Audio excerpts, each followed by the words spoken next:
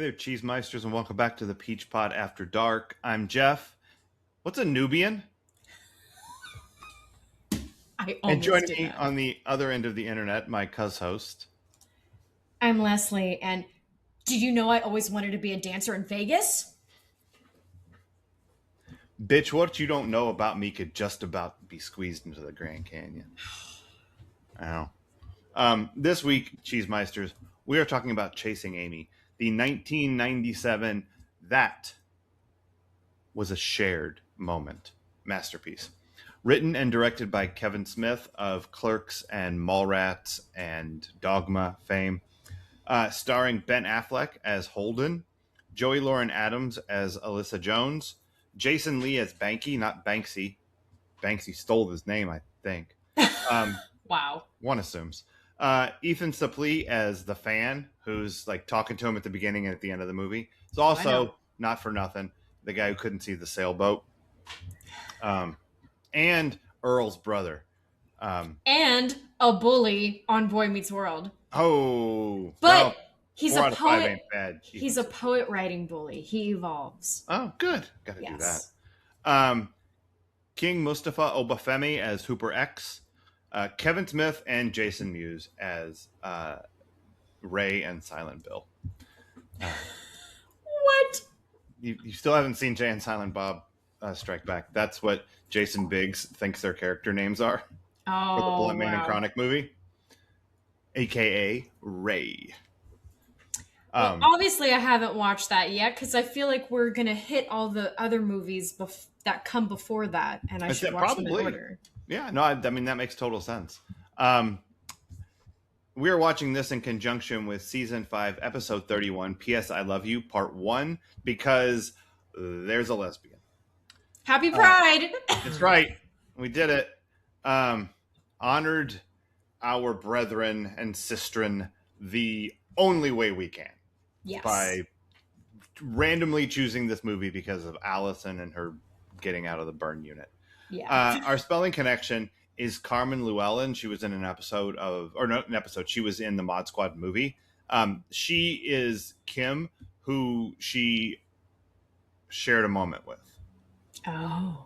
Yeah, the blonde at the beginning when he's like dancing up behind her. Yeah. Yeah. He's just watching, all sultry. Yep, being super sexy and whatnot, and come kiss me, and etc. She's so cool. She's very cool. This movie, quite well received. 86% on Rotten Tomatoes, 83% on the Popometer. The award situation with this movie is weird because it got nominated and or won a bunch of things in a bunch of places for a bunch of people. Like Kevin Smith, Scott Mosier, Ben Affleck, Joey Lauren Adams, Jason Lee, even Carmen Llewellyn. She was nominated for Best Kiss MTV Movie Awards, her and Joey Lauren Adams. Of course. Of course. And Joey Lauren Adams also was nominated for Best Breakthrough Performance for the MTV Movie Awards. So, Jason Lee got a nom here. Affleck got something here. Kevin Smith got something. I mean, it's just this movie, like, not any Academy Awards, but Independent Spirits, all these other things. King should have gotten something. What's that? King should have been nominated for something over Jason. I don't know. Yeah, maybe. Yeah. He has some great stuff. He does, but so does Jason Lee. Even though like he has the most offensive things to say, he's also just like prime Jason Lee in this movie. Yeah, delivering that shit in the only a way he can. So, I'm a fan. Yeah. So had you seen this movie? I had seen it once. Okay. I only remembered Black Rage. Black Rage. Bitch, you almost made me laugh. I know. Yeah. Okay. So, but did you have like good feelings about it prior to coming into it? To rewatching it, you mean? Yeah. Before we watched it. I wasn't sure because it was one of those where I knew there was a lesbian involved because we always remember when there's a lesbian involved. because that's how few movies there are about lesbians. I don't know. So In I, 97 for sure. yeah, I came into it with caution because I thought, how is this gonna hold up? Yeah, And I was pleasantly surprised. I was too. I kind of loved this movie this time. I I appreciated this movie so much more. Yeah, yeah, because I was similarly concerned. Um, the way that I've always thought about this movie in the the arc of Kevin Smith is that it might be his best movie. Yeah.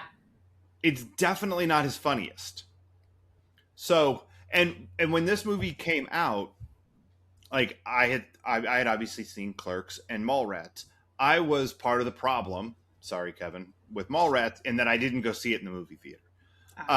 But when it came around, when it hit the dorm, oh my god, I watched the shit out of Mallrats. I loved Mallrats. Who's your favorite new kid? Call me Joey. That kid is on the fucking escalator again. Yeah, it's an autonomous unit for mid-mall snacking. And so, like, I expected to come into another Kevin Smith movie with like lots of pop culture references, like lots of fast, more Jay and Bob than we get in this, to be honest, which I think was probably kind of universal. People expected that. Yeah. But I didn't see this right away. It came out in 97. I'm in college. I'm junior or senior. I can't remember, what point in the year it comes out. But I remember seeing it on campus. And having heard that it is really good. And so I'm like, oh, it's really good. And I'm used to all the yucks. So I had a specific type of movie in mind that this movie is not. So like some waterfalls. None of those, which is, sad for me.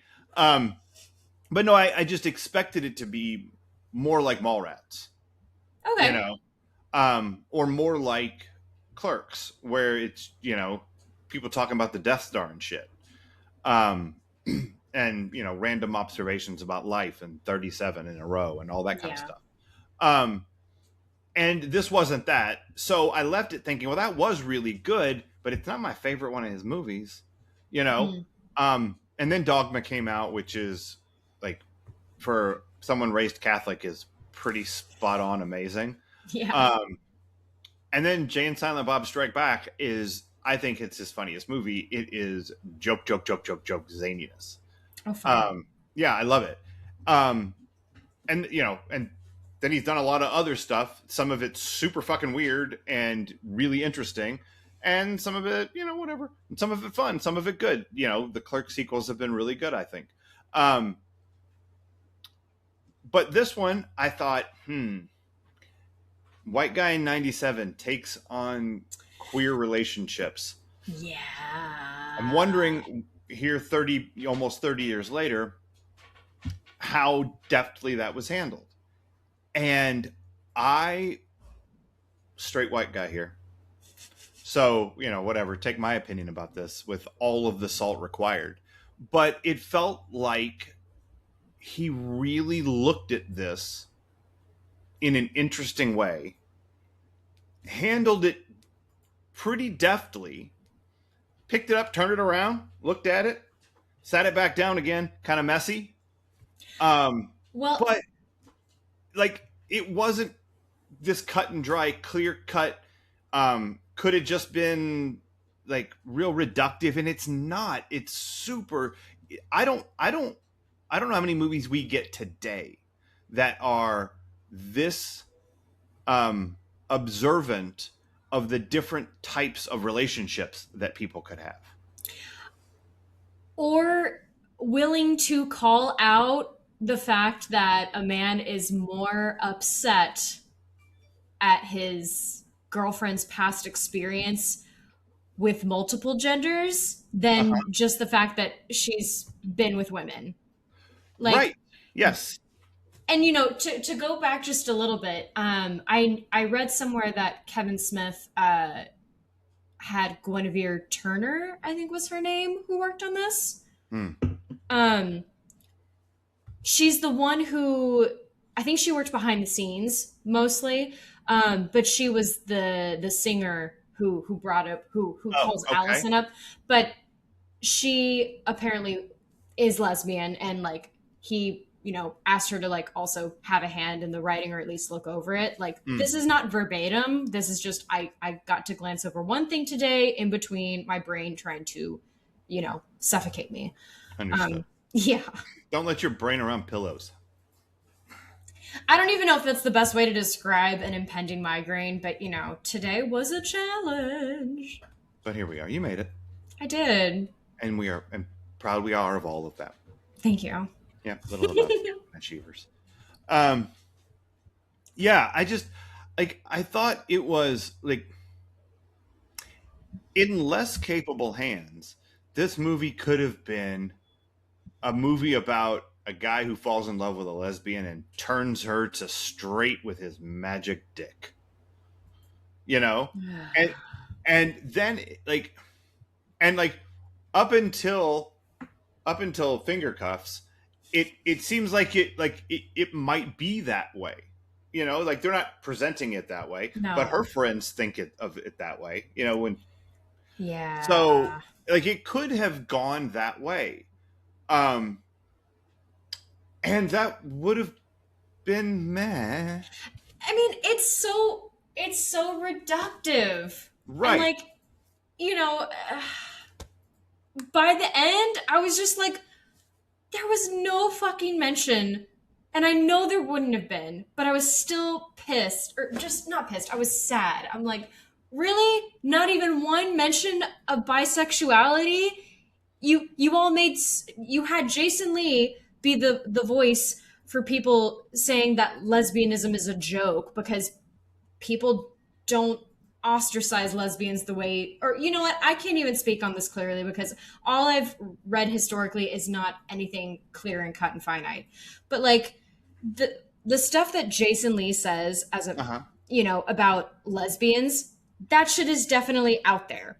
Like the bullshit posturing part. The bullshit posturing part, the Oh, like the like. Oh, are you talking about the?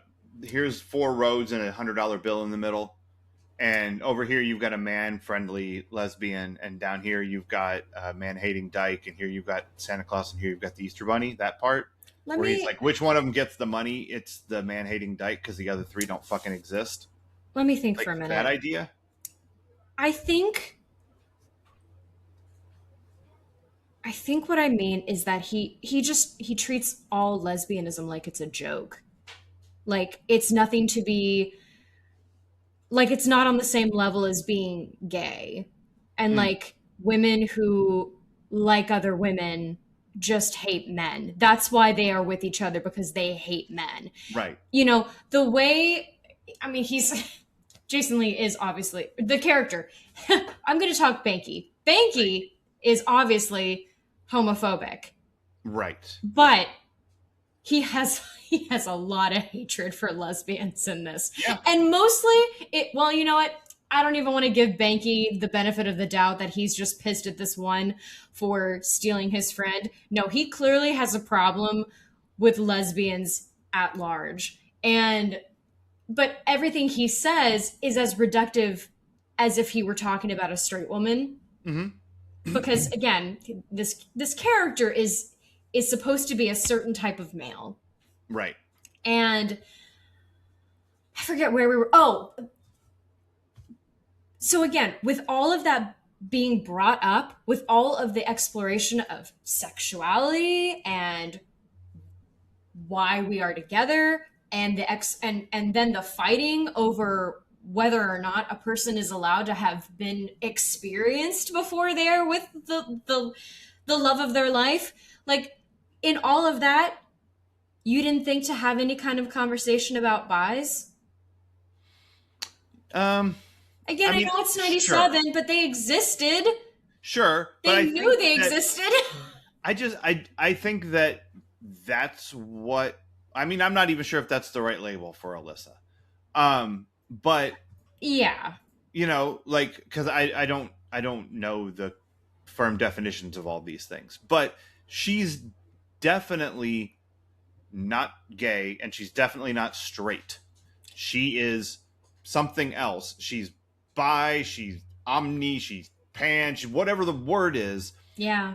Like, and she tells you about it in the big confrontation where she's just like, I'm someone who I thought it was ridiculous to eliminate half the possibilities.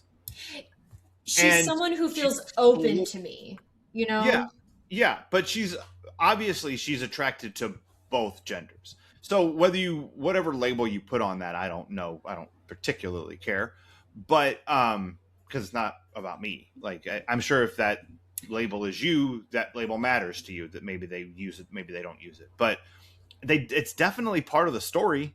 Yeah. No, You know, definitely. Um Yeah, I thought a lot about. Because that's part of the point in this. I mean, you're gonna think a lot about her sexuality. I think if you don't leave this movie wondering about human sexuality at all, then you Mhm. miss the point. Yeah, And she would probably resonate really well with David from Schitt's Creek with his whole like his I like wine. I like wine, not the label. Right, right. Yeah, Which there's stuff about that, but like and I'll just share this and my experience briefly. Like,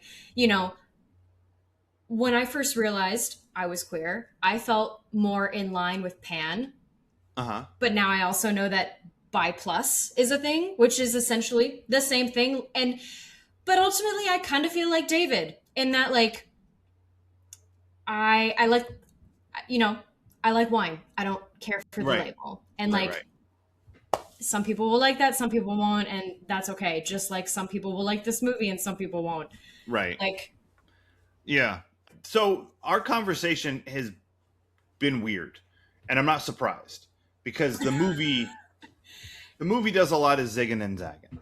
it You does. I know. mean, there's a lot of conversations that happen in this Hmm. that I won't say don't ordinarily happen, but like don't ordinarily happen all in one movie. You know? And or don't normally happen this directly, Yes. right? Like, um, so for people who don't know what happens in this movie, I don't fucking know what to tell you. But Holden and Banky are comic book artists. They draw Blunt Man and Chronic, which is a comic book superhero representation of Jay and Silent Bob, which matters later in the movie. And they go to a comic convention, and they're selling their book. They're doing a signing. Banky's a tracer. It's rough for him. Fucking tracer. Your mother's a tracer.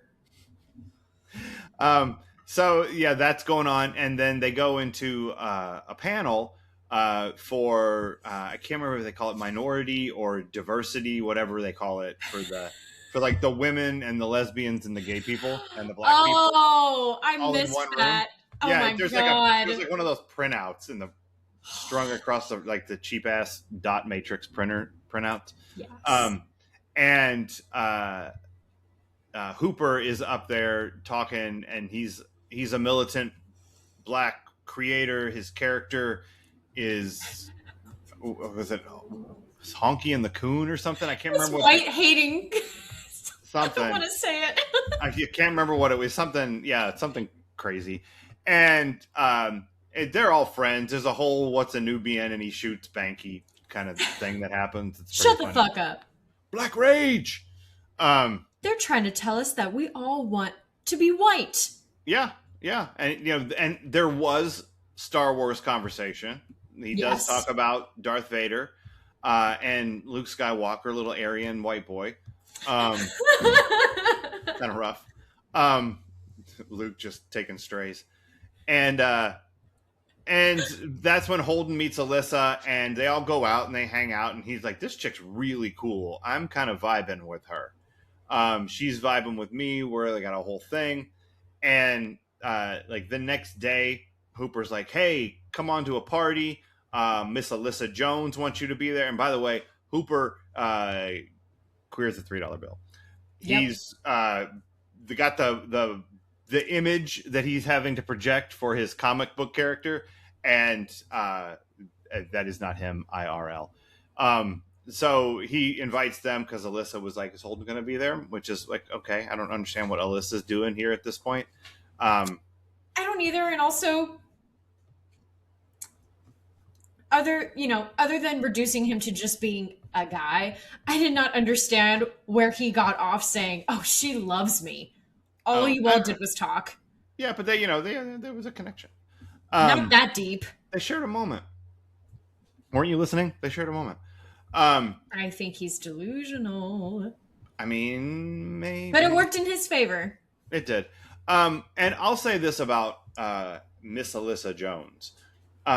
She is messy. Oh my God.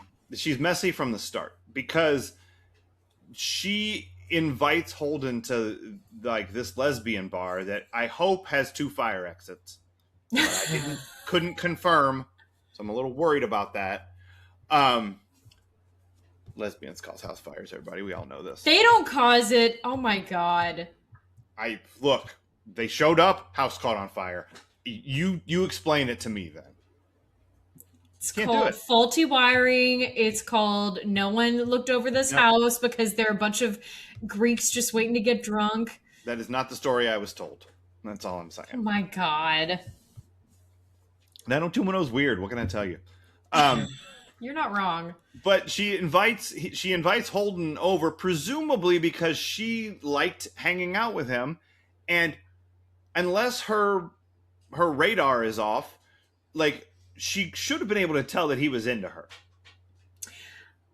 I think you're right in that she's messy, and I think she also wanted to play with him a little bit which like, okay, sure, not going to knock anyone for that, but also I really messy.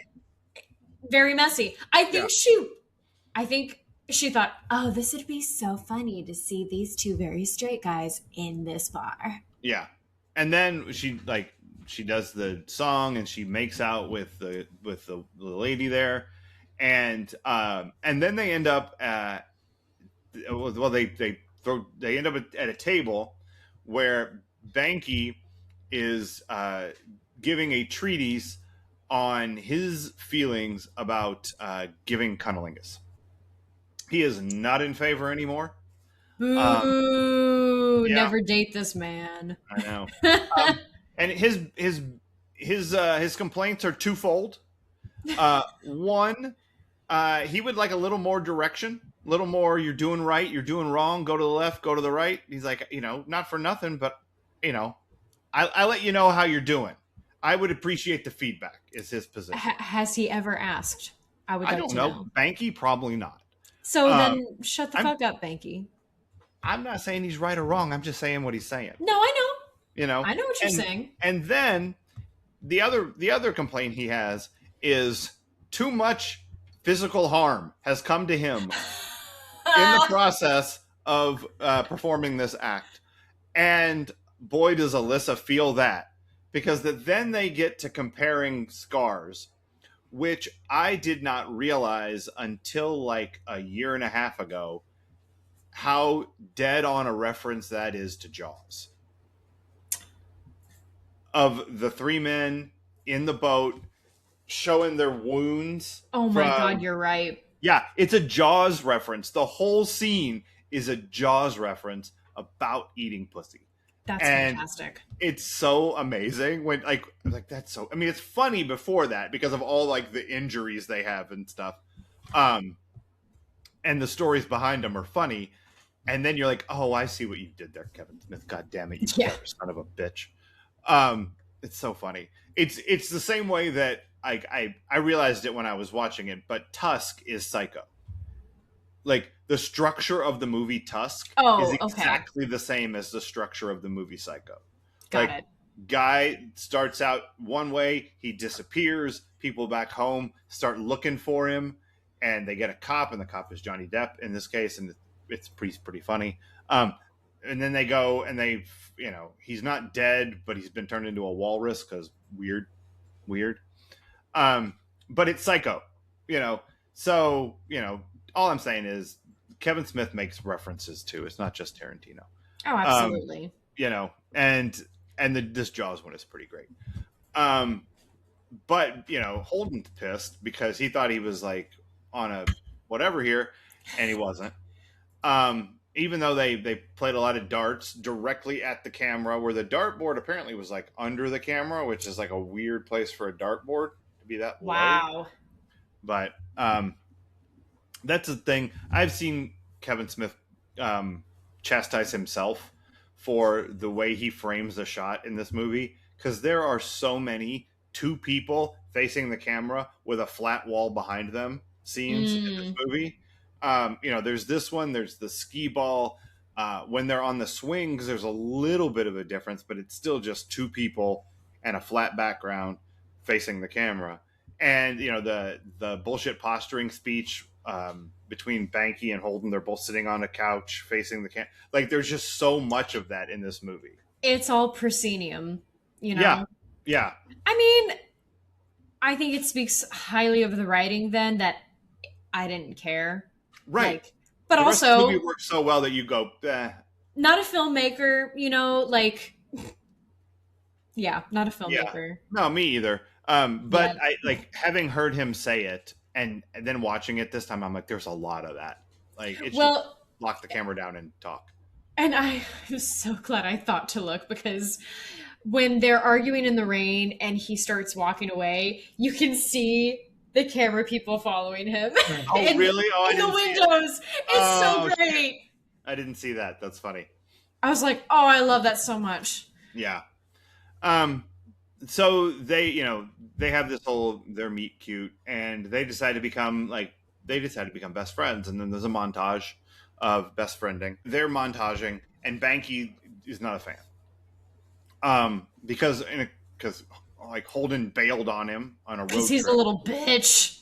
But also, like, he has a point that, like, literally they're at the train station to go to a con, and you just leave all the shit and you buy. Like, that's some bullshit right there. No, he's right to be pissed there, and maybe a little bit later. But like, where he goes with it is so out of pocket. He has a lot of anger issues, and I don't know, maybe Holden's right. Like, that level of hate is usually self-directed in some capacity. Yes, I don't get that from Banky. Right. I don't Or at know. least, here's the thing. Forcing yourself on another person of the same gender is maybe not the way to help them figure it out. Understood. No, I'm not like, hey, Holden, no notes. Yeah, I know. Not my position. I'm just wondering if possibly that's true.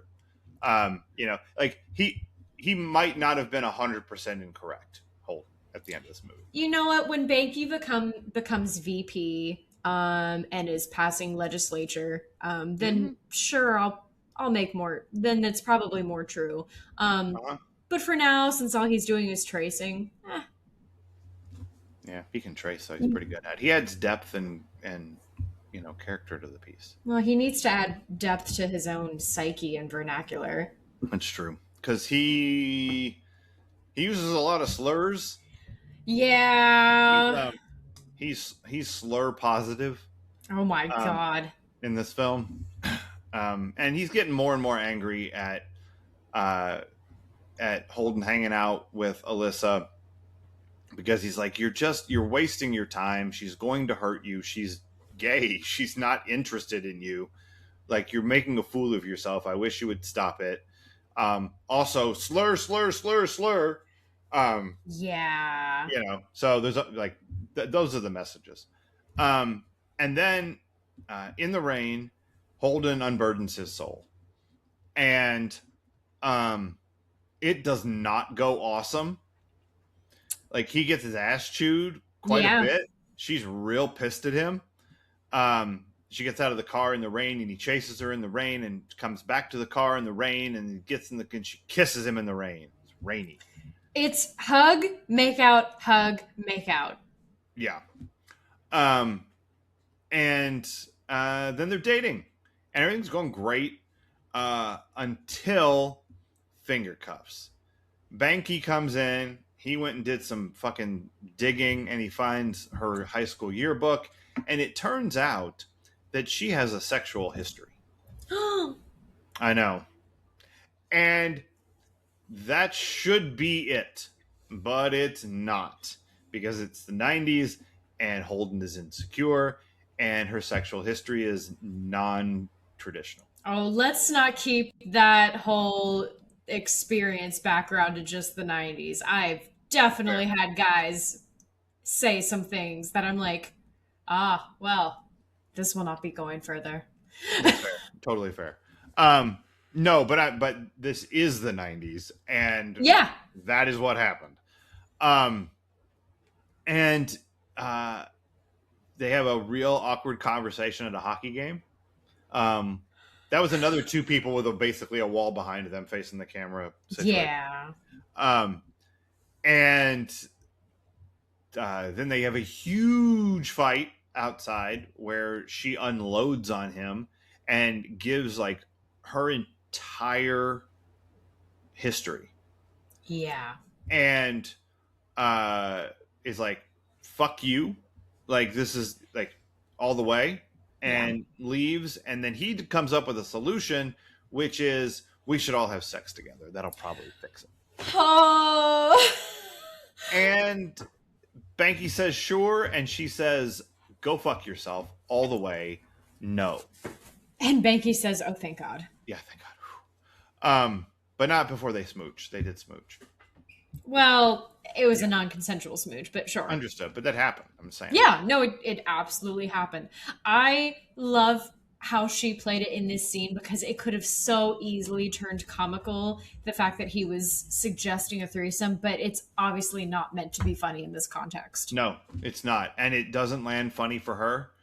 And I think here's what I liked so much about this movie this time is there were very frank conversations about relationships and queerness, but like, so both of those things, very directly, very honestly, very out in the open, and also a bunch of slurs. But the conversations that Holden and Alyssa have throughout the movie are so interesting, and they go in so many different directions. Yeah. And I think that's what is so great. Like the conversation on the swing set, where she's like, "I like you. I want to be friends with you. Ask me the questions you have. Yeah. Let's talk."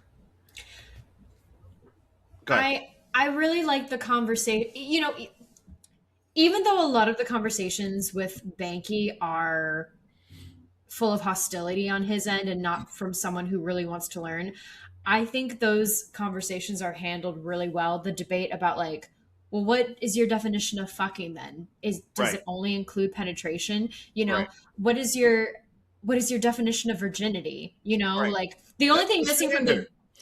the only thing missing from the definition of virginity was the whole like, oh, that's a construct created by the patriarchy. Like, let's just Right. Right. but you know, again, this wasn't trying to be, it's funny, this wasn't trying to be political, this wasn't necessarily trying to be educational, and yet I think there are some educational aspects in terms of what are your definitions, Mm-hmm. because and you see both sides, and granted we're in a time where we really don't want to see both sides because there's one side causing harm and there's one side that's trying very hard not to cause harm. To live. Right. Yeah, that's Yeah. just trying to live and trying to evolve. Hopefully. Not Finley way. Not Not- Finley not way. a new Oh my evolution. God. But like, these people are having conversations, and even though Banky doesn't necessarily come out of it like an after school special with like, you're right, I'm a changed person. He at least knows, he has listened, and by the end of it, I'd like to think his character has evolved somewhat. Yeah. If he's not a more if he's not a kinder person, he's at least a more patient and open-minded person. Mm-hmm. Yeah. Hopefully. Again, I I didn't play him. I can't say. This is just what I'm gleaning, but I want to talk about them after the movie. In a yeah. little bit. I want to get to that.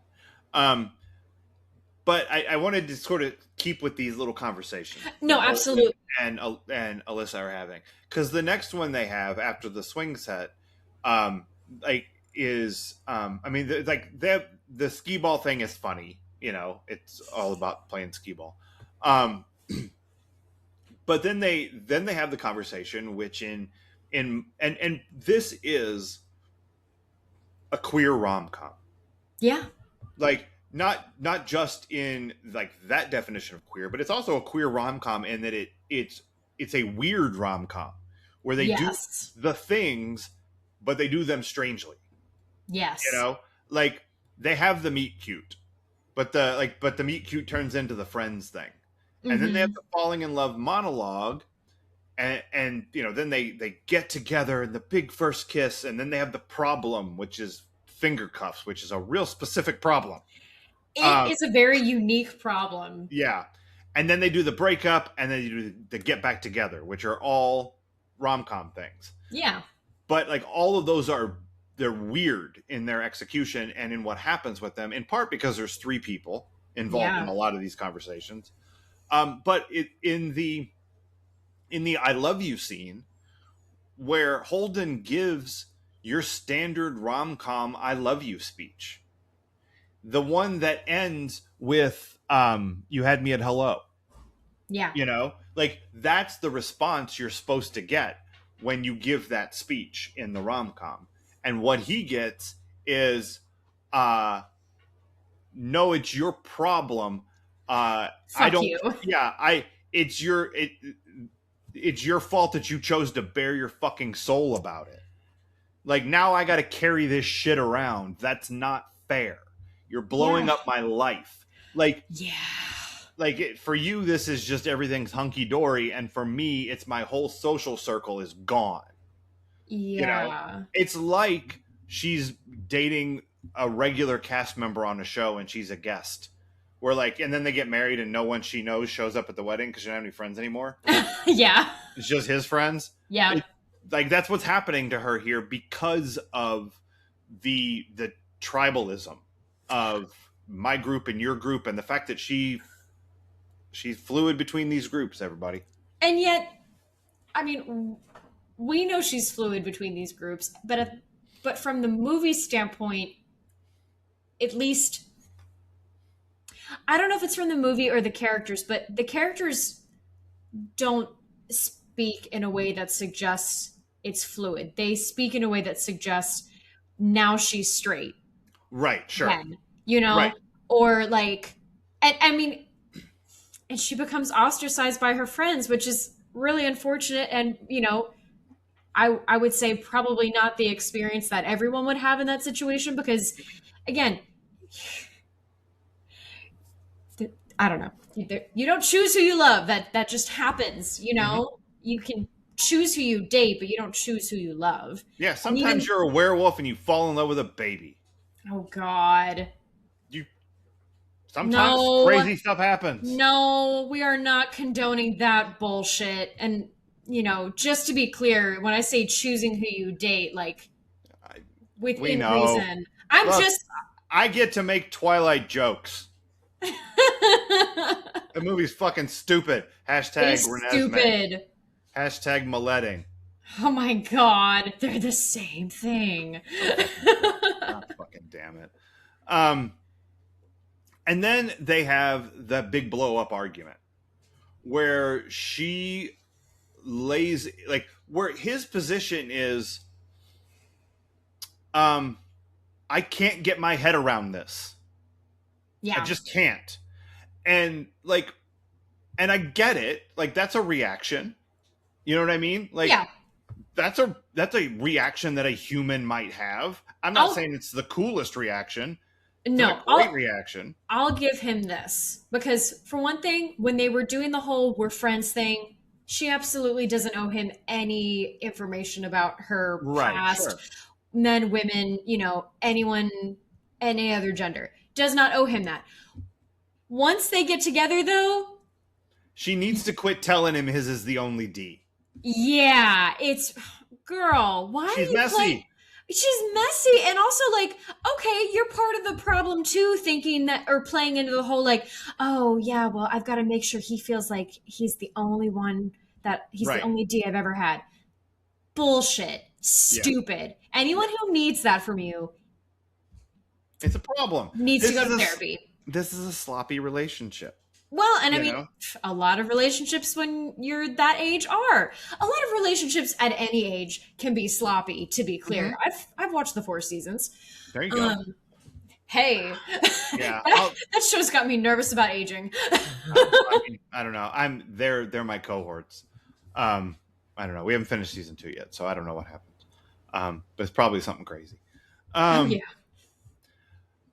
Now you got me thinking about that. Sorry, going That's back okay. to this. But Yeah. this is messy, and you know, you are supposed to learn from relationships, and in order to learn from relationships or anything, you have to make mistakes, and they make some big mistakes. They do, and I found myself thinking how interesting it is that we've watched the last 3 movies that we've watched in the order that we've watched them, because like we had the Vicky Cristina Barcelona multiple thruples. Yes. Then we've got Troy and Mike and Layla in Reality Bites, and then we've got Holden and Banky and Alyssa in this movie. And I mean, obviously, of course, we've got Dylan and Brandon and Kelly and Brenda and Dylan. Like we've got all the love triangles. We like it's not interesting to me necessarily that we found more love triangles because fucking of course we did. What's interesting to me is that for the last 3 movies, we've basically been watching people in their 20s try to figure their shit out. Yeah. And like the Vicky Cristina Barcelona one is so outsized because of the setting and the like. It's not normal for most people to just go to 2 months to Spain and hang out. It's also kind of making fun of either. I don't think of this necessarily as a porn trope, but like just the movie trope in general that you're going to travel abroad and you're going to meet someone and have an affair and it's going to be all sexy. Right. Europeans can be just as boring as Americans can. I believe it. Yeah. Or they could play you a waltz and make you late for your plane. I hope. Yeah. But my larger point is that with Reality Bites and with this, what I see more than anything are characters doing the best they can. And like they fuck it up. Yeah. Like they all 3, they fuck this up. Because they all come against their own insecurities. Yeah. Yeah. And this is the thing that this is what I'm interested in at the end of this movie is if these are people, this is just one relationship that these people have had in their life of relationships. Like we see Alyssa's next girlfriend at the end of the movie, who doesn't know what a Vulcan is and thinks comic books are crazy. Alyssa, when Alyssa is not like wilding out, she likes a basic bitch. Like Holden is basic. This lady is basic. Like she just likes some plain vanilla down the middle. Right. Like, although to be fair, do we really know that Alyssa's with this woman? Because they didn't have any kind of leaning or. It's heavily implied that they're together. I don't know about heavily. I'll take implied, but part of me too could have seen her as just being like her tracer. Yeah, I didn't know. I don't think because she's definitely not in comics because she's you're right. In that world. Didn't know what Vulcans were. Got it. Yeah. So, but what I'm interested in is what this relationship did to their future relationships. Because it's just one. They've had plenty of relationships after that, but this is foundational. And it's weird. And it's one where you had to directly confront some things about yourself. Yeah. And how do three people who went through this, how does that impact how they date when they move forward and they're away from each other? Yeah. You know, I just like, is Holden more open after this? Is he less judgmental of the people he dates, or does he still have that hang up? Because, or does he go wiling out? Like, does he go and just try to have these experiences that he envied in her? It doesn't. Mhm. I don't get that impression from the I don't either. non-talking he does at the end of the movie. But like, so does he keep this baggage? Did he learn nothing? Is like, how does this manifest as he goes forward? Alyssa, we see a little bit. She chooses this lady Holden. I think the real question is, dear Kevin Smith, is it too late for a sequel? It's not too late for a sequel. Um, It's definitely not. no, it's definitely not. And he likes to revisit his characters. Because I think you Actually, bring up a fascinating point to see where these characters would be now, what their relationships have been like since. Because, and I mean, not to toot my own horn and make my life sound interesting, but I mean, sometimes I look back, I like how the evolution of how I look back on exes. I find that sure. fascinating. Yeah. You know, like I know who hurt me and what hurt me and when and blah blah blah, but like I look at it all so differently now. Hmm. And I mean, one, that's what you hope for. That's growth. Yeah. Do all of these characters get there, or are some of them a little stuck in their ways, a little, They got some work still to do stuck in the still. victim role? Yeah. Yeah, for sure.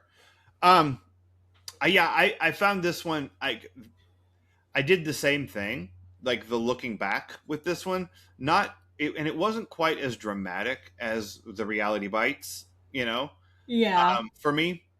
Same. But like, I watched this, and um, in my 20s, I would have been just as weirded out as Holden if I found out that the person I was like dating and fell in love with had this crazy sexual past that I didn't know anything about and was way different than mine. Like, I would have felt a way about it. I would have felt possessive, or I don't know, something. I could just tell. I know me then would have been weirded out in some ways. Not because she'd been with other people, but just because it was like she had done all this crazy stuff. Yeah. And but now I look at it and I couldn't imagine giving a shit. Yeah. I don't really know, just because me in my 20s, even though it's not that far from now, or not that far from who I am today, it's I'm still old. Meh. mentally it's obviously quite different. But where I was coming from experience wise, especially like my first serious relationship was with an older man. Obviously, he had a lot more experience and varied experience. And, you know, honestly, it made me internalize the insecurity. Mm. So, like, did I feel like Holden? A little bit, but did I feel like I could go off and be understood or even be listened to? Not that he really is, but of course he gets that freedom of expressing that insecurity, whereas I'm just like, you know, okay, well, I guess I'll just learn to get over it, or Sure. I can be sexual too. Um, it's that's the tough thing about maybe dating in your 20s, because I think everyone is coming from such a different Mm-hmm. such a different background. Because Yeah. I'm so fascinated by people who had sex in high school. Mm. I just, you know younger me thought that was stupid. Now I'm like, I don't Brenda know. was right. I I truly don't know. Part of me still is like, that sounds crazy. And then another part of me is like, I don't know, maybe I would have fewer hangups if I like had been less afraid. Um, maybe if the whole like fear of sex education hadn't been so born into me. Right. Um,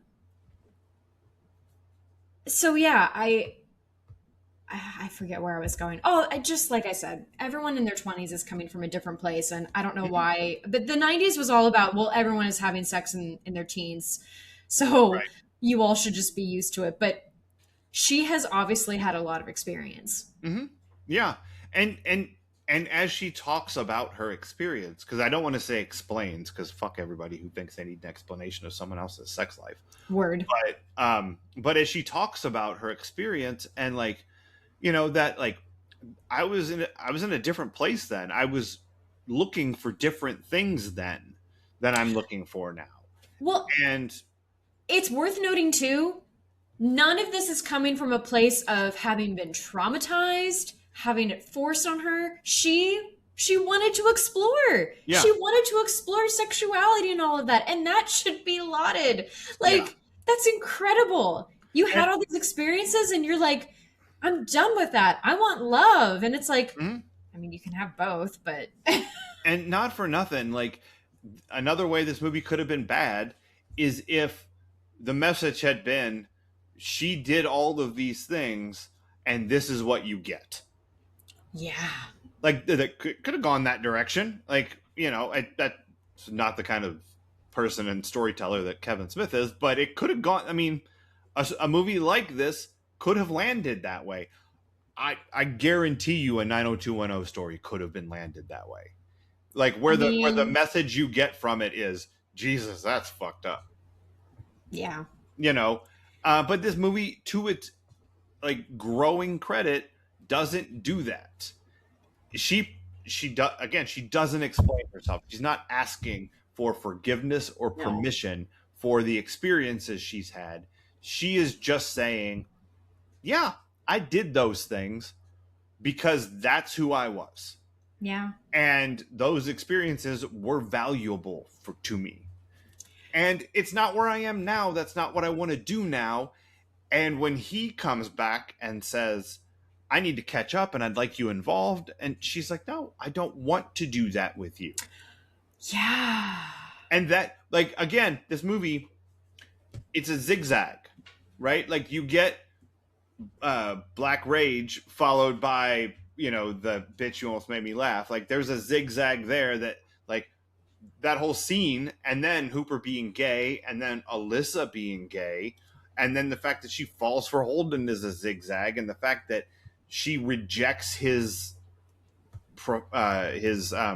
proffering of his love, Yeah. and then it zigs to finger cuffs, which was true, and then he blows up his life like over some bullshit, Holden.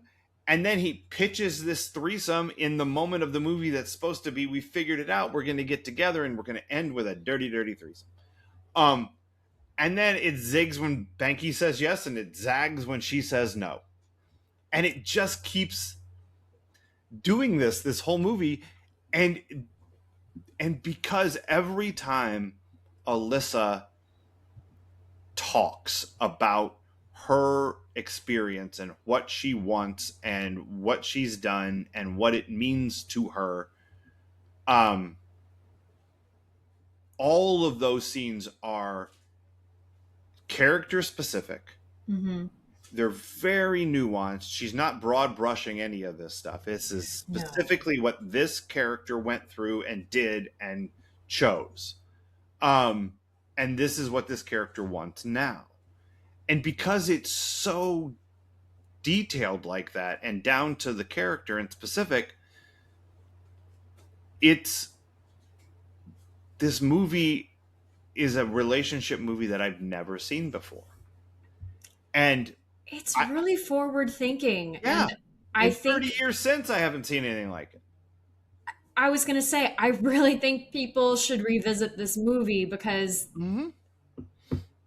there's so much about it. I mean, you're right. She is speaking about her experience and her experience alone. She's not talking about it with a broad brush, like, oh, Yeah. this is every lesbian's experience, you Right. know, and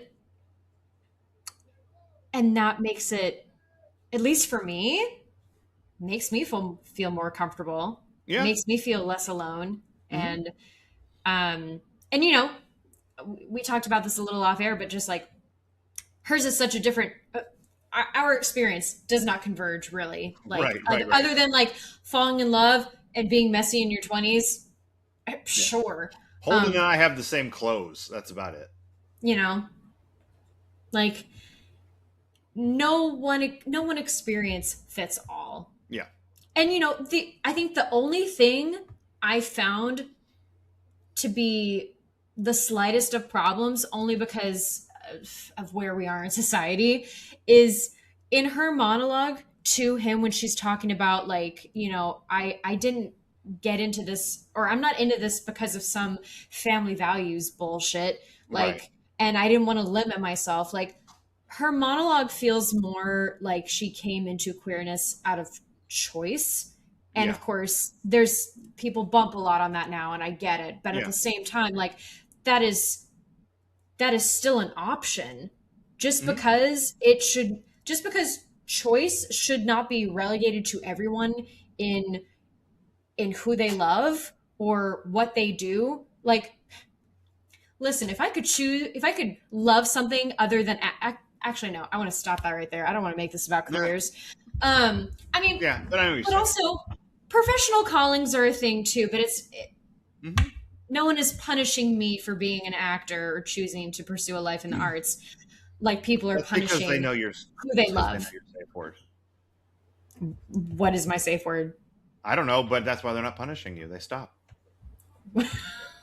You say your Wow. safe word, they stop. That's how it goes. That's as I understand it. That's the way that works. I don't know. Old white So, guy. you know, just, Yeah. but again, to go back, this movie was ahead of its time. This movie Yeah. is still quite valuable in what it has to say, and I don't think it the feels. I discussions it's mean, having. I think in some ways it looks very 1997. You know, like the fashion and like the film stock in some cases, the scenes where they're gallivanting around New York together. I'm like, holy shit, that looks like 1997. You know, it just. But in its sensibilities, it's not. It's locked in that moment in that it's talking about this kind of the way that it is, but not really because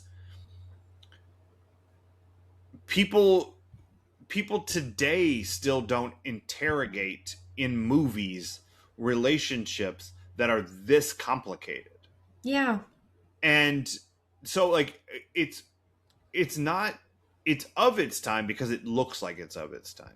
Yes. But it the way that it handles the subject matter is unlike anything else I've ever seen.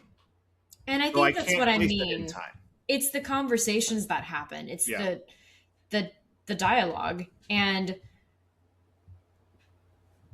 because we could still benefit from these conversations. We Hmm. still have fucked up views about what means, what Right. real sex Hmm. is, you know, what the concept of virginity. And, Right. you know, there's still such a prize on Hmm. that. And it's stupid. And I mean, this is all universal stuff that needs to evolve. You Yeah. know, this is not just here, this is everywhere. Yeah. Um, some places more than others. Do you want to talk about intimacy? Hell yeah, I do. Because we're only an hour in. We should probably do it. Probably, you know. All right. Adventures in Intimacy. Coming off of an intimacy choreography class yesterday. So great. Speaking of which, because someone had brought up, like, you know, they had brought up open mouth kissing and, like, no, we don't do that on stage. And someone was like, my definition of that is different than yours and in how they defined it. So I'm like, yeah, everyone has a different definition of each intimate act, Yeah. whether it's based on your experience, culture, so many things. Mm-hmm. And so anyway, this movie, I've tried to organize it. We have a lot of different intimacy. We have some non-consensual intimacy, and not non-consensual in that it is violent and aggressive, but although it's a little aggressive, but non-consensual in that you have two different men grabbing another man, and actually it's only Banky that's ever being grabbed and kissed, because Yeah. Hooper does that to him at one point, Mm-hmm. and then Holden does it to him. So that's kind of funny. I hadn't thought about the fact that it was both of them. Yeah. And whether or not there's harm meant in that, I can't say, because I wasn't the one doing it and I wasn't the one having it done to me. Right. That's not, no one asks Banky afterwards how he feels about it. And he just does the, brush off kind of thing. I don't think he makes a big deal out of it. I don't know. Which- He's processing a lot of shit at the end of the movie. No, for sure. And I think he's more bothered by it from Holden than Hooper. Yeah, because Hooper's just fucking around.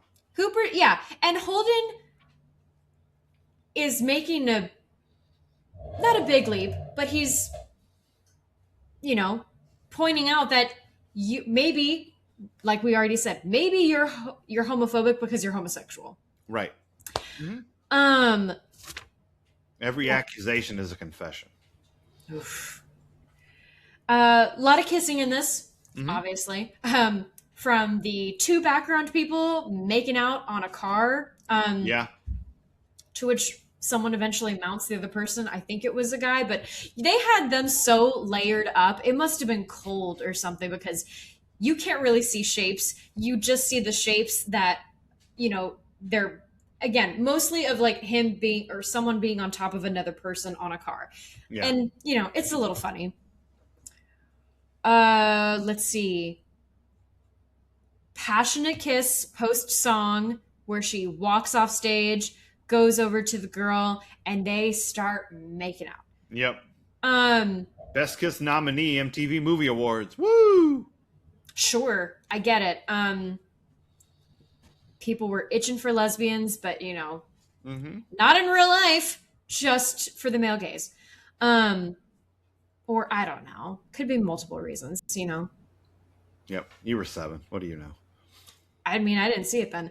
But Yeah. there's a lot of, I noticed quite a bit of repetition in some of the intimacy, and not in a bad way. It's repetition happens in real life intimacy. Like how you're not thinking, at least I hope we're not all thinking the whole time we're kissing someone else, like, should I move my head now? Like, we're not teenagers here, Is it time for my move?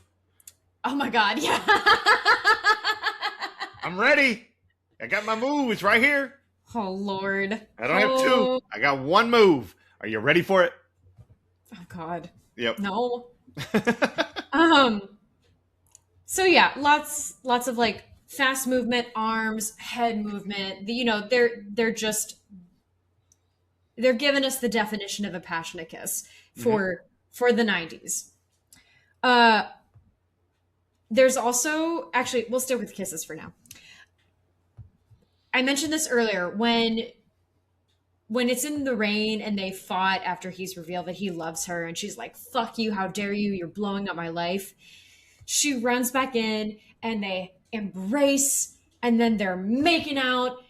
And again, it's messy and wet and like urgent and needy. And then they're embracing again, and then they're kissing again. Like, it's an interesting pattern that they like felt the need to take a break in the middle of kissing just to hold each other. Yeah. Which is a great way to really show that, they do really need each other. This isn't just lust. This really is love. And those are my kisses. Okay. We have some nudity, but nothing like not, we don't have full frontal nudity. We don't even have like, you know, nothing more than like a back, and we have suggestive nudity. There's And cake boobs. yeah, cake boobs. Those were great. Really disappointed that she didn't just go, ah. Blah, blah, blah, blah, blah. Yep. No, don't motor. Okay. Motorboat that cake, baby. I have a hard limit on motorboating. My God. But like, I just wanted her to bite off a nipple on the cake. I mean, mine is less painful than what you just said, but go ahead. Well, yours is less fun than mine. Then biting, I hard disagree on the biting off of body parts. You're into some kink, baby. I don't know. We're not to kink shame, but cannibalism I'm not a fan of. Anyway, biting off nipples on the cake would be fun. Oh, cake nipples, sure. Don't fully bite off body parts unless you're trying to defend yourself. There you go. Or if it is your kink.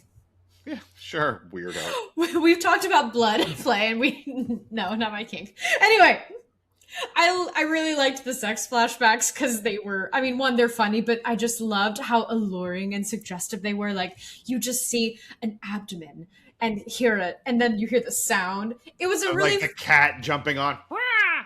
Yes. Yeah. And then like you see the thigh, and then like the father coming into the door, like, huh? Like, yeah. So we've talked so much on here about like comedic intimacy, and that might be my favorite right here. Yeah, that's funny. Just the way they did that. Other nudity, there's the post-coitus moment where he's fully dressed. Sure. And you get to see her lovely back. Mm-hmm. You know, because she's like front's covered in a blanket, but she turns over, curled up, and she's like in his shorts, but no top. And honestly, like, as someone who's getting a little too warm when she goes to sleep, I get it. It's like, I still want the blanket, but also like an arm and a leg out. Yep. Yeah. Getting older's a bitch. Yep. You know, I don't know how much like choreography this would need. This would be more like a consultant thing, but you know, Jay has a moment where he does like a sexual simulation reenactment, and he's doing all these movements, and like, you know, you might have an actor who is like, I have no idea. Or, you know, in a script, if it's not written down explicitly, then like, and they say, hey, can you give us this move or work on this moment with us? I'd go, what are you wanting him to do? Like, yeah, let's really sit down and what are you comfortable simulating right here? and in that circumstance, I'm pretty sure the deal is that that's just Jay. Well, and like, I want to retract that. In real life, he does that shit. That's like, yeah. Kevin Smith wrote Jay because he already knew Jason Mewes. He's like, I just wrote down what Mewes already does. Yeah. And I want to retract for my own, and I don't know, any other ICs who may hopefully be listening, because I was wrong in saying whatever you're comfortable with. Because again, acting, making art, not a comfortable process. It's more like, what do you think this character is going to do? Which, just like you said then, Kevin Smith knows this actor, he knows this character, and Jason knows this character. Yep. So, again, like why I said they most likely would not have wanted anyone on that, because it's like, I know what I'm doing. Great. Yep. Yeah. Like, let's just see it for clarification and like note it. Although again, it's an improv moment and he's not doing it to anyone. It's in the air. Yeah. It was really fun. I liked it. Yeah, I think that's all the intimacy I have. All right. Pretty clear cut. Yeah.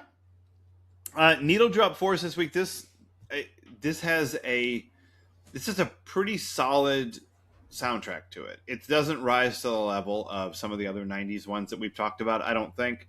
But it is fun, and it has a vibe. You know, the vibe is solid.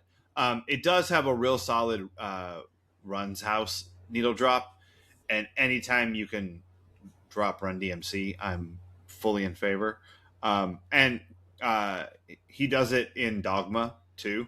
Ben and Matt do a Whose House Run's House shout out in Dogma. So I like that. But yeah, Run's House is a great song. Everyone should listen to it all the time. I will have to look that one up. I think you're right in how you described it. Like nothing really stands out, but I don't think it's I don't think it needs to. You Yeah. know, music can only enhance something, and granted, it enhances the vibe of the Hmm. 90s in this, but it doesn't distract or it doesn't make everything about the moment that you need it to be, like saying Cruel Intentions when you've got Counting Crows playing. Right, or the Verve or whatever, or Yeah, Verve yeah. Pipe or whoever it is. This Yeah, Bittersweet thing, Symphony. That's the song. Yeah. yeah. These moments weren't built around the music like I feel like they kind of were in the editing or the make in the making of Cruel Intentions. Yeah, and like there are other things. Like I was just thinking, like I've been knocked down, and I know we're through. Yeah, from Reality Bites. Like that song Mm. was just in my head. And earlier today, I heard "There She Goes" by The Laws, and of course, I'm thinking "Sorry, Married an Axe Murderer." Like there Yeah. are lots of songs in the '90s that, or like the Counting Crows song from that, or the one from the end of Rounders. Um, like there are songs that are like that is that movie. There's nothing in here that does that. Agreed. I want to add one, and I know you're not going to remember it. Okay. But for me, in Mean Girls, that da na na na na na na na da na na na na na na na, like Hmm. they start that refrain, just that beginning of a song, so often in that movie Yeah. that if I hear that in or any part of that song now because I've listened to the whole thing, that I'm like instantly Mean Girls. Yeah, yeah, but and this doesn't have any of those things, and that's okay. No, Um, but it is a solid vibe. So shouts to that. it has so Um, many other great things. it really, really does. All right, what else time? Is this anyone's defining role? Yeah, Joey Lauren Adams. Yeah, I think so. Absolutely. Yep, I think so. Um, Probably also King. yeah, probably. Um, yeah, like he did a few other things, a few other Kevin Smith things, and a few other things. But yeah, I think that this is his. Um, Jay and Silent Bob, yes, but not Oh yeah, necessarily from Chasing Amy. Um, you know, Mallrats. I mean, Clerks. Knock it off. That's where they Oh, jumped off. You know, well, when we which watch Clerks. again, the problem is I don't think we're ever going to get to watch Clerks Oh because really? nobody on it was an actor. Like they were all pretty much just people that Kevin Smith knew. So the chances of any of them having done anything else, are it's pretty small. Well, that's Clerks okay. I 2 know. we can do. Clerks 3 we can do. The original Clerks is probably going to be a problem. I That's okay. I know the friends. I know. I got a cool rider outside. Hell yeah, you do. Kind of wish he'd ride into the Hudson every night. Flash. Sorry, not sorry. No, what I was going to say is I know exactly the friends I can get to watch Clerks with because they are Perfect. listeners of the pod, and Oh, love they it. they loved our Mallrats episode. So Excellent. Yeah, everyone should see Clerks. It's really good. But it's going to be hard with the spelling connection. What else you got? I got a weird things for girls who say a boot. A boot. You know, I like that we didn't discuss this particular conversation, but I really liked when Holden calls out Banky. Like, can you not say Dyke? Like, Right. can you not call her that? I Yeah. thought that was great. Hmm. And like, again, isn't it so sad how fascinating it is to watch level-headed conversations? I know. Like, I know we can get back there. I'd Hmm. like us to, Yeah. but I don't know if we're all going to need to be on Xanax or something because like No, we all already are. You I know what I mean? fair point. We're Like we're all on something, on something. Yeah. Yep. and like So, maybe I think we just need to get back to a place where we aren't afraid of asking questions, and we also allow space for people to ask questions. yeah. There are And have absolutely answers that are well, theirs. and here's the thing too. There are going to be days you don't feel like educating people. That's Right. okay. Hmm. You are more than allowed to say, go to the internet, my friend. Or like, That's right. I don't have that energy. You need to find someone else to ask. Um, but I, I don't know. I just want to feel like I can ask questions. I want to feel like other people can ask questions. And I mean, I'll tell people, my face will tell you if it's stupid. Right. I will try to take my time and be polite about it. Because everyone is coming from a different place. But yeah, I mean, another reason why I just need everyone to give this movie another shot or give it a shot in general, because this could only help our conversational skills. I agree. Um, I thought one thing that was interesting about this was the way that pre-internet, and it's still probably true, but the way that you could be infamous in one place and unfamous in another. Like everybody from her high school knows Finger Cuffs. They know Alyssa Jones. Jay and Silent Bob know Alyssa. Like, Yeah. and she knows a lot of people from the other movies. Like, she fucked Rick Darris, and like her friend was the one who fucked the dead guy in Mallrats in the bathroom at the Quick Stop. Oh, yeah. She talks about that. They talk about Brandy Svenning from Mallrats. They talk about the chick who the fat chick who got in the pool and swam until she had a heart attack. Like she knows all these people.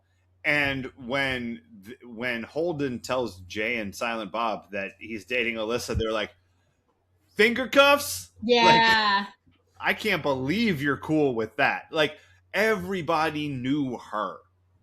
But you come to this environment here and no one has a clue. Like, Yeah. investigative journalism has to happen, Yeah. in order for her to be found out. But in this group over here, she is this, and everybody knows about it. And and that's, I always like that in this movie when it comes up and they're like, "You're dating Alyssa? Yeah. That really? Okay, interesting." I like I like the call out Jay does about every time he opens his mouth, like he's only silent so he sounds more wise. That's right. Yep. I like. Yeah. I did like that. Like, just because he doesn't do this doesn't mean he can't do this. Right. Um, I know, because Ben Affleck's face just and what? the funniest part about it is, like, even 1997, Kevin Smith wasn't the Kevin Smith of today. Yeah. Like, the guy who has like 700 podcasts, and if you get him as a guest on yours, you don't have to talk. You say a couple things and he will tell a 45-minute story. Kevin Smith fucking loves to talk. But you don't know that when Clerks and Mallrats and Chasing Amy comes out, because he hasn't started doing those in evening withs where he gets up there and does Q&As, talks to people, and has podcasts and all that. So it's still surprising when Silent Bob talks. Yeah. Now it's funny that we once thought that Kevin Smith might not talk. Yep. He is loquacious. And quite delightful, I think. There's another thing that I think is kind of nice at the very end of this movie. As just mentioned, lots of references to the View Askewniverse. Clerks and Mallrats and the people and the things and the whatever that happened. Like when Jay and Silent Bob come in, he asks if they were just at the mall. Yep, I clocked that. Yeah, and he's like, we haven't done that in a long time. But there are references to the previous movies, but they also set up Dogma. Because Jay is like, we gotta leave to get on a bus to Chicago. And that's how Dogma starts. They, not to spoil it, but they try to go to Shermer, Illinois, where all of the John Hughes movies were set, because the one thing that doesn't happen in those movies is there's nobody who deals weed. So they're like, they need weed dealers, so we're going to go to Shermer, Illinois. But then they discover that it's not a real place. Oh Like, no. so I mean, that those high schools, those are real places in the Chicago suburbs, but there's a place called Shermer. But that's how Dogma starts. Is they are on they're traveling to Shermer, Illinois. So that's what they're doing when they leave this scene, Okay. which I think is kind of fun. Not that I think Kevin Smith knew that when he wrote this scene, but maybe he did. I don't know. Quick question, Hmm. because there's a moment between Holden and Banky in the end that's purely gestures. Yeah. I didn't know what that meant. There's a lot of gestures, but I think what it means is, a Holden is saying, "I like your book. It's good. You've done good work. Um, props for the professional work you've done." Um, and I also think there's a little bit of "I miss you" and Yeah. "nice to see you." Um, Okay. That's what I was taking from their faces. yeah, The hand gestures were so confusing to me sure. because if I look back at their dynamic in this, or even just who Banky is, and also Jason Lee, and usually what he's bringing to the table as these characters, I'm like, I don't know if they're just being dudes here and they're like making like innuendo gestures. I don't know. Not really. Um, No. no, okay, Yeah. It was mostly they were having a whole conversation that boiled down to, I've read your book, it's really good. It's nice to see you, I miss you. that makes sense. You know, Thanks for clarifying. yeah, that feels like what that is to me, because that seems it's a year later and Holden has had time to reflect. And they've gotten away from each other, all three of them. And, you put a little air in that relationship and it gets a little less sticky. It's a little Yeah. less difficult to deal with. Um, do you think there's a world where Holden and Alyssa um, get back together at some point?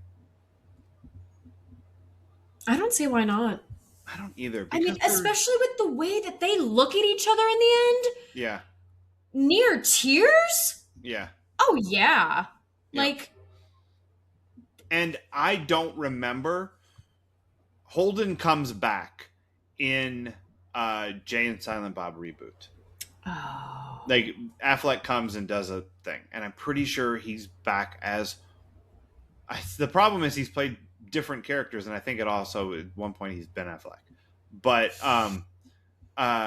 so I can't remember if it's in Strikes. He is in Strikes Back because he's the one who shows them the internet. oh no. He shows them moviepoopshoot.com where everyone's been saying mean things about the Blunt Man and Chronic comic. So he is in that. But I Okay. don't remember if there's any kind of reference to it. But I could see them in their 30s, like bumping into each other again and rekindling if there's something there. I could totally see that happening. Yeah, like because there's stuff. Even though I mean they got closure in a way that most people don't. A year after this Yeah. horrible breakup, Yep. there's still going to be stuff to talk about and process down the road. Yep. Like, yeah, I could totally see them getting together again and but I don't know. It's just one of those things. I'm like, anything could happen, but either way, they are going to be deeply affected by Huh? this relationship. Yeah. Much like because I'm sorry, because Silent Bob says like chasing Amy in his monologue, and I feel like that monologue being the pinnacle of this film, like is implying this is going to be the one you let get away. Yeah. And you're going to spend the rest of your life like regretting it a little bit. But also, Yeah, like, I don't know, the rest of your life, Silent Bob's like 26. You know what I mean? yeah, Like yeah. he has the wisdom that he's gained in those years. And he got some shit to say and he ain't wrong. Like you're getting in your own way here. And it doesn't have to be this way. I did this, learn from me. But you know, Also, also maybe this is what had to happen. yeah. You know?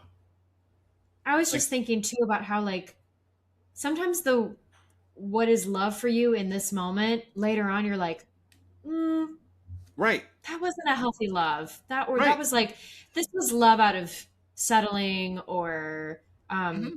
that's what I thought love was at the time, but I didn't like you. Oh my God, you should really like the person you love. That's right. It's helpful. I've had plenty of people try to tell me like, oh, I don't like them. And like, now that I've been with someone I love and like, I'm like, oh wow, yeah, Yep. this makes a big difference. 10 out of 10 would recommend. Yeah.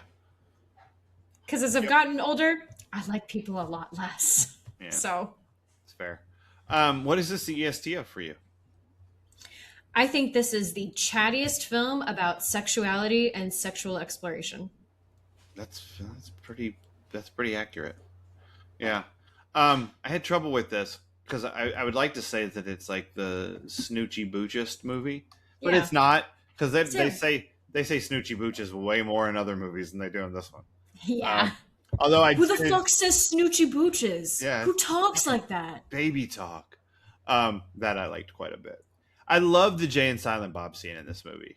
I do Like too. it's funny and it's like it delivers the message of the movie and you know it changes the speed of what's happening quite a bit. And you know, it's just Jay go.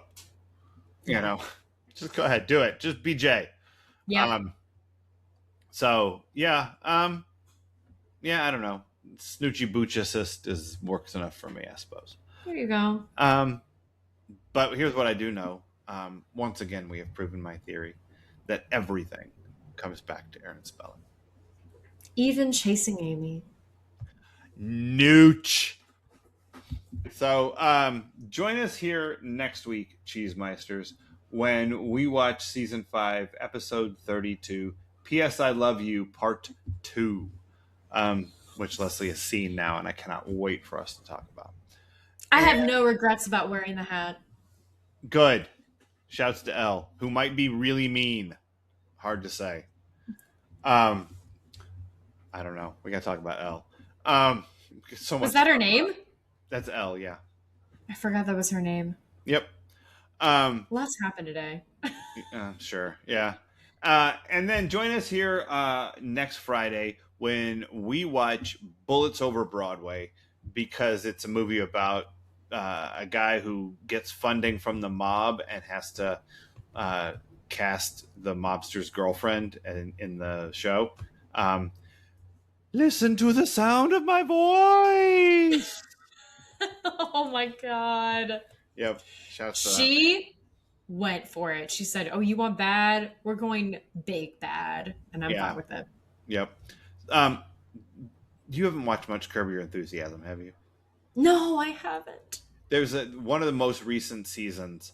He's putting on he's making a show, and he casts a woman, and he has to cast her because she witnessed what could have been construed as him trying to murder somebody.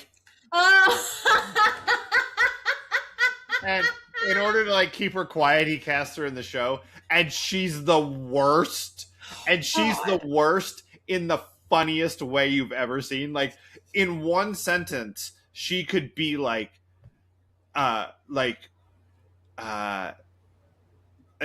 angry at you and trying to fuck you in a weird way.